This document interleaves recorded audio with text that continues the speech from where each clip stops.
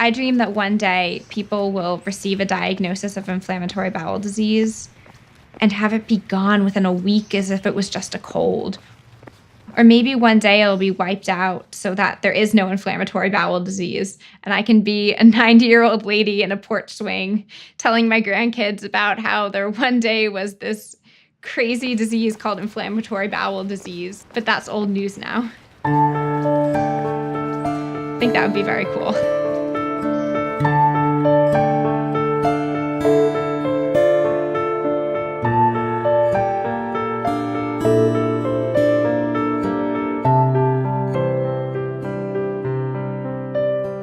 February of 2008, I started having diarrhea and abdominal pain that really looked like a normal virus. I was 14. I was a freshman in high school. I had had a fairly normal life until that point. I had just started running on my high school's track team, and I was really enjoying that. When I started going on long runs with my team, and I would come back and have terrible diarrhea and terrible cramping that went along with it. My mom and I went to my pediatrician, who thought perhaps my body hadn't taken well to the running and suggested that maybe I slow down my pace a bit, I drink more, perhaps watch what I eat. After a while, it became clear that it wasn't just my body not adjusting well to running. I started having abdominal pain more frequently. I would be running to the bathroom out of class. I would be running on the track as much as I was able to run at that point, and then running straight inside to find the nearest bathroom. I was started on several antibiotics, none of which seemed to work well. I perhaps had an alleviation of my symptoms for a day or two, but then they would come back. My pediatrician was stumped. She sent blood work and stool tests that didn't give us a definitive answer, so she referred me to a pediatric gastroenterologist. He tried me on one more antibiotic in the hopes that perhaps it was something easily treatable, but again, it did not work well. So I had a colonoscopy on April 22nd, 2008, and that diagnosed me with ulcerative colitis.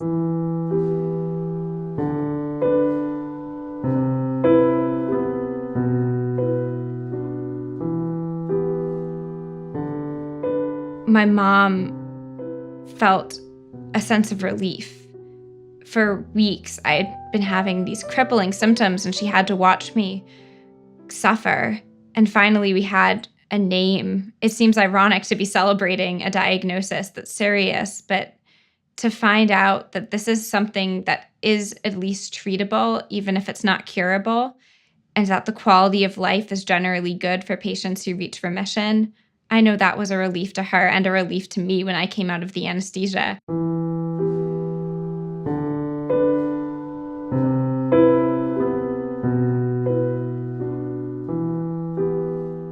But as the weeks went on, I started to realize that my life was going to be changed forever.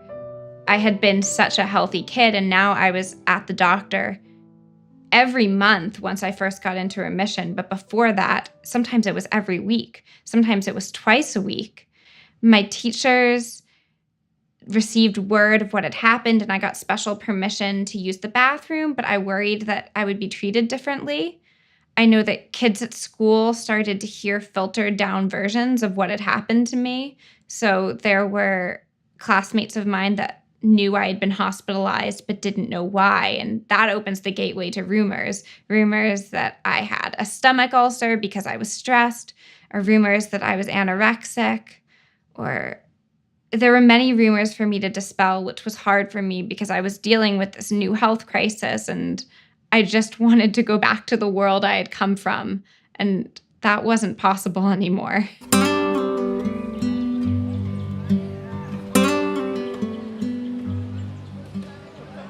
After my diagnosis, I took on an assumption that, okay, this is something bad, but I'll go on treatment and I'll be better.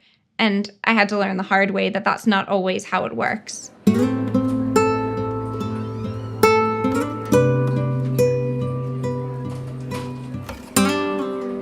I was started on intravenous prednisone. That worked really well. Unfortunately, it had many side effects, though.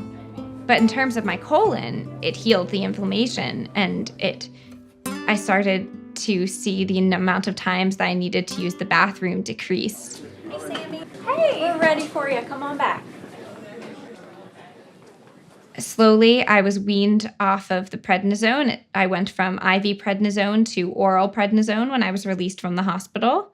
And over the course of approximately 2 months, I decreased my dose of prednisone and went on to a drug called mesalamine, which is a drug primarily used for the maintenance of ulcerative colitis, because even in remission, you still need to take medicine or the disease will relapse. And in fact, even on medication, the disease can relapse. Hey. Hi, Sammy. How I'm are good. you? Good. It's been a while. Yes. So tell me how the semester went. It went great. So why don't you have In a seat? 2011, there was talk about me possibly needing a biologic medication because I had a small flare with very few symptoms. Really, my only symptom was rectal bleeding. And it was determined that, for the most part, the inflammation was at the very bottom of my colon in a place that could be treated by topical medication in the form of an enema, which in itself perhaps might have been the more difficult decision for me to make because I was 17 and using enemas at night in a college dorm room is not cool at first. I think that was the biggest learning curve for me in my disease. And it seems silly because I was on such powerful medications when I was diagnosed and I had terrible side effects. But I think the thing that gave me the most emotional trauma in my disease was having to use an enema. 2 years later, I'm still on them. But you adjust to them and you realize that there are worse things in the world and that I'm grateful because the treatments I'm on allow me to have a good quality of life. And I like to think that maybe I can help other diagnoses who are facing treatment options that they might think embarrassing or weird, get comfortable with them. And in fact, even my friends who do not have inflammatory bowel disease have learned a lot about the human digestive system and medications used to treat inflammatory bowel disease just from being friends with me, because I'm not shy about any of this. I think perhaps that being honest about my disease is my coping mechanism.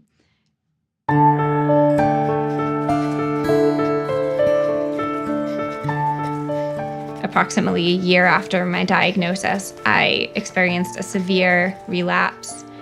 I had all the same symptoms that I had suffered from just a year before: diarrhea, bloody stool, urgency, pain, both with bowel movements and without bowel movements, weakness. It was all coming back, which was hard for me because even though I knew this time what was causing it, I also knew that it was serious and that this meant things were going to change again. Clearly, the treatment I was on wasn't working. I remember being at school, being in the bathroom for what felt like the 90th time that day. And I remember texting my mom from the bathroom at school. I was 15 or 16 and telling her to call the doctor and ask for prednisone. And it was so hard for me to do that because I knew what I was asking for. I knew this time around that I would be getting the insomnia. I knew that I would gain weight, which was hard for me as a 15 to 16-year-old girl being in high school, worrying about my appearance. But I knew that I needed it. I knew that it would make me feel better. And I got to the point where the pain was so bad that I was desperate. And that's the hard thing about these diseases. The treatments aren't perfect. Sometimes you have to make a sacrifice.